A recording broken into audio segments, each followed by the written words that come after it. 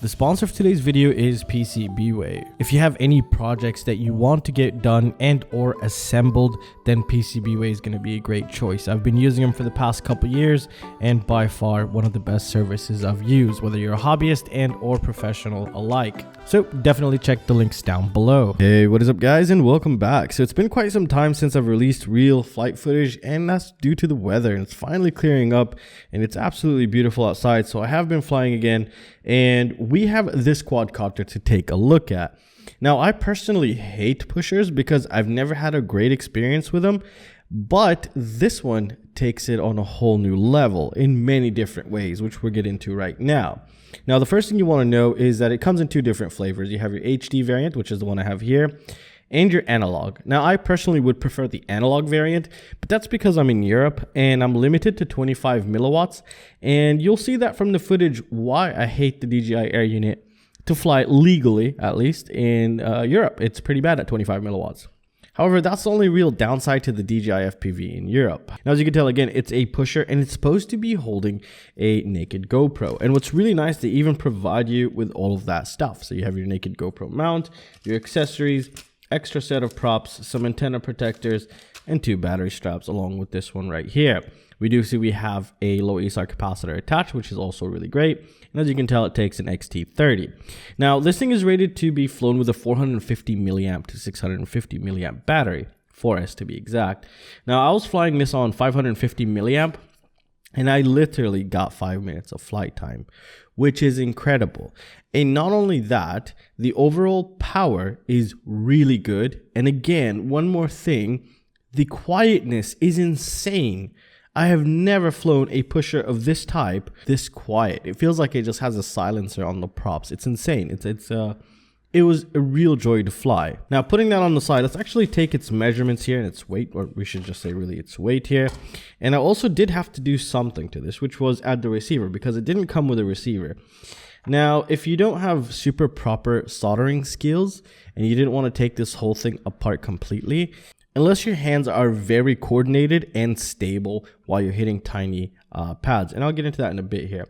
So as you can tell, the overall weight with the receiver is 132 grams. Also, the battery strap is attached. Now, you can also weigh in your naked GoPro. And actually, we'll go ahead and put the mount that comes with it right here, so you can get a better idea. So we can say roughly 140 grams with also the screw that would hold this. And you could just weigh in your naked GoPro and your battery, and you get the full weight. So theoretically, we should be totally under 250 grams here, if that's what you're looking for. Now, if we look deeper at the components, and I also think if we had the analog variant, it'd probably be even lighter, possibly due to the Caddx Vista being so heavy. Now, as you can tell, the Caddx Vista is mounted to this bottom plate, I guess we could call it. And we can actually remove this bottom plate with 4 screws, and the Caddx Vista stays attached to the bottom plate and allow you to access one side of the flight controller, which where most of the pads are. But if you wanted to solder in your receiver, then it's pretty tricky actually. You have to get like very close to these propellers. So theoretically, you would end up have to take maybe all of the propellers off, because you can't just take one, or you can unless you cut these off, which could be kind of annoying. So if you're able to get it with a receiver, I highly recommend you purchase it with a receiver, especially if you're new. Now, if we look at the ducts here, they're not 3D printed. They are injected molded plastic, which is again something we really like to see here. And if it was plastic, I would not be making this video, and I'll probably just throw it in the trash. Now, for the flight control, they're actually using an all-in-one board here, and it's rated up to 20 amps. It's just a BLHeli-S, and out of the box, when I opened it, I saw they had set up D-Shot 300, so I kept everything default on the way I flew it, so to mimic the real-world experience here.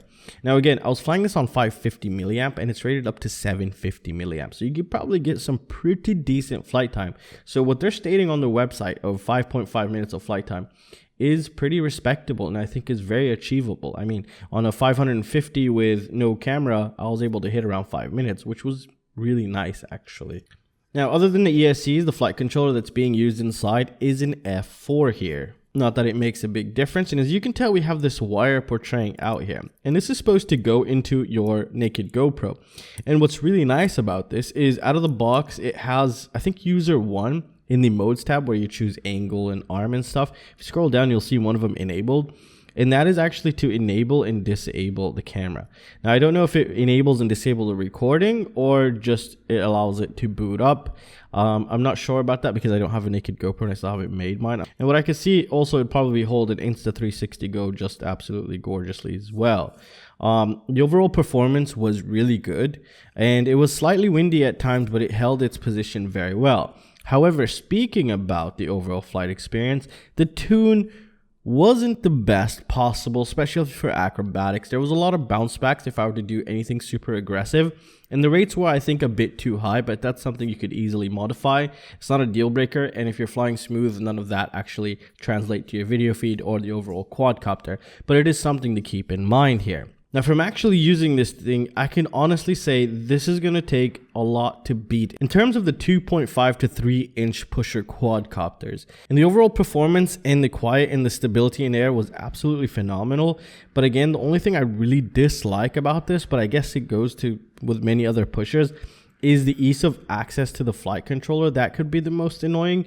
And if you really needed to get to that flight controller and you don't have very stable hands, then you're going to end up having to remove quite a lot of components here. You're going to have to remove all four prop guards. So it's not really big, but it is something to keep in mind if you're in the field or what type of application you might be using it for. Because I guess most of the people that will actually be picking this up are people who might have clients or might be looking into real cinematography footage for indoor use. And what's really nice is when you fly this around people, they don't get scared, also due to the noise profile being so low, and that is something I really liked as well. Flew like a 3-inch micro quadcopter. Like, it was really not as fast as the normal ones, but it was still quick, responsive, had power, and I didn't have to fight it, which was insane. And you also get beautiful flight time and the capability to carry stuff properly as well. So GepRC did a hell of a job here.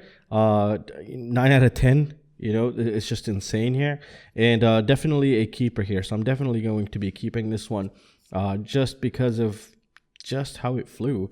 But I probably would do something different. I'll probably change it to analog, but that's my preference. I'm sure many of you in the US are probably enjoying the hell out of the DJI stuff, so this might work best for you if you like the HD stuff. But at the end of the day, I believe buy what fits your budget and also what components you have. And at the end of the day, what really matters is that HD camera, especially with these types of quadcopters if you are picking this up.